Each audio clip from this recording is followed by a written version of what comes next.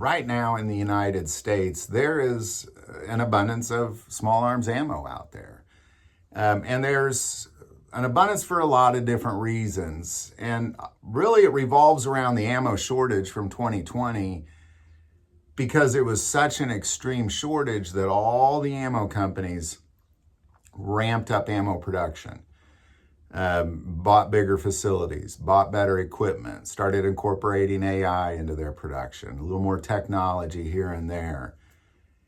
And because of that, they worked around the clock to kind of dig us out of that ammo shortage. Meanwhile, most of us stocked up on ammo as we found it, especially if we found it in affordable rates, which was rare at the time.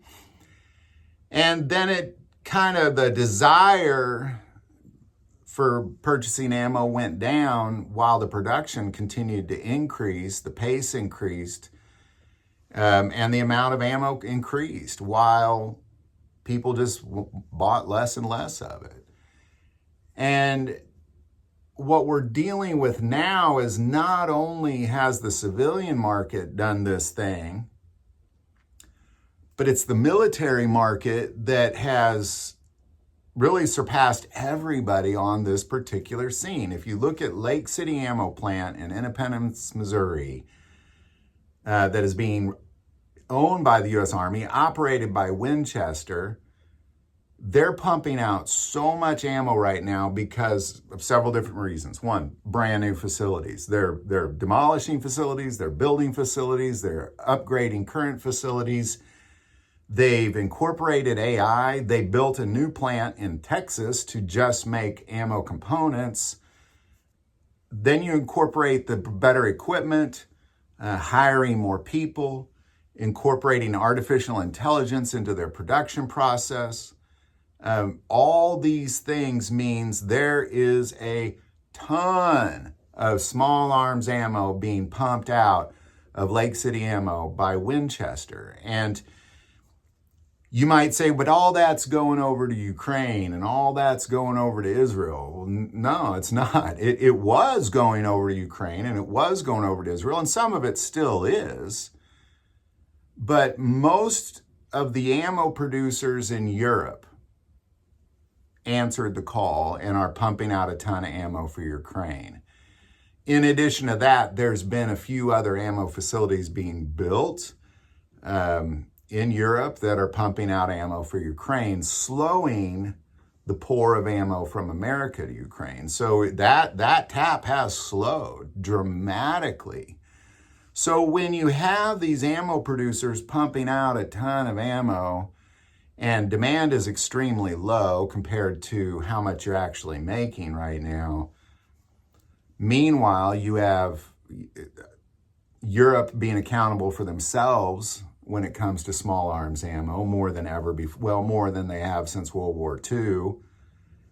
Really what you have is you have an abundance of 3 calibers specifically. You have a massive, massive surplus of 3 calibers specifically. Now, you probably have a surplus in other ammos, but not like this. If you go into a gun store, you're going to see boxes of all the calibers of bullets, but you're going to see pallets of these calibers.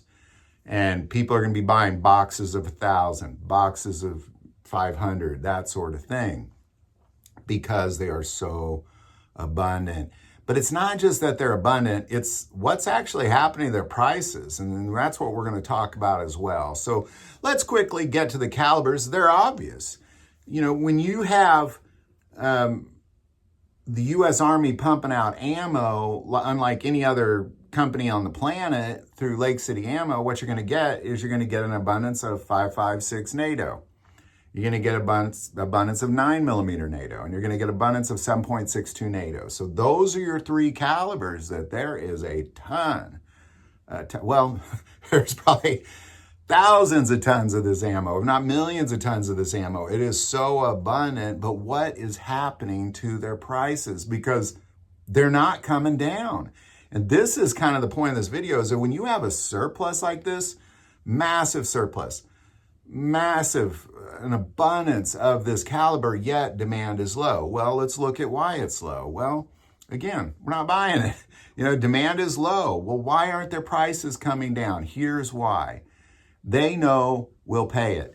Winchester announced in October, and keep in mind, Winchester runs Lake City Ammo Plant. They announced in October that their prices on January 1st were going to go up 5 to 10%. And guess what? They did. They did go up 5 to 10%. So instead of these prices of ammo coming down, because you'd think, well, there's so much ammo, why wouldn't the prices come down? That's why. Winchester just deemed it so. And then, of course, all the other ammo companies, they're just going along with it because why? Well, we'll pay it. That's why, because we'll pay it. So, if you're in the market for an abundance of 5.56 or 7.62 NATO or 9mm, it's there. You can find it, but chances are you're going to pay a little bit more for it than you did in December of 2024. Even though there's more now than there was in December of 2024, you're still going to probably pay a little bit more for it. It's just you put all those variables together. Common sense says the prices should go down, but they just know we're going to pay it. Like, I hate to say it, but they just know we're going to pay it. And you know what? We are going to pay it. Now, please hear me on this. I'm not suggesting that if you go buy bulk, it's not lower priced or you won't find deals out there here and there. That's not what I'm suggesting. Because I'm sure in the comments, people say, well, gosh, I got this for cheaper than I've ever paid for it before. And that is the case in some cases. I'm just saying overall, if you're going to go buy a box of 20 5.56 rounds, you're going to pay 5 to 10% more than you paid in December. If you're going to buy 100, chances are you're going to pay 5 to 10% more. If you're buying like 1,000, you might start cutting the cost a little bit there, but maybe not. Maybe not.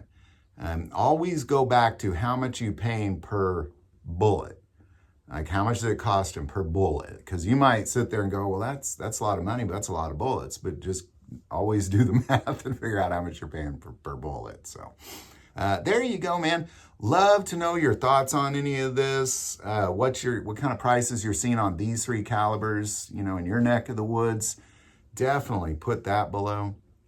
I do want to take a moment. Some of people that watch this channel, hey, they're not subscribers. Click that subscribe button. Greatly increases the algorithm, and it's free. And it gives us a better reach on getting these messages out. That link is below. But most important part of this channel, we take prayer requests. So please don't ever, ever hesitate to send that in. And I'd like to add that there's a lot of heavy prayer requests coming in the comments. Most prayer requests I get emailed to me, but people comment, and if you're not worried about showing it to somebody, people pray for those comments. Like you'll see prayer requests in the comments, and lots of people saying, "I'm praying for you. I'm praying for you." That's awesome. I love that about this channel. That's below. Thank you for watching this episode of God, Family, and Guns. And as always, love God, love your family, love guns.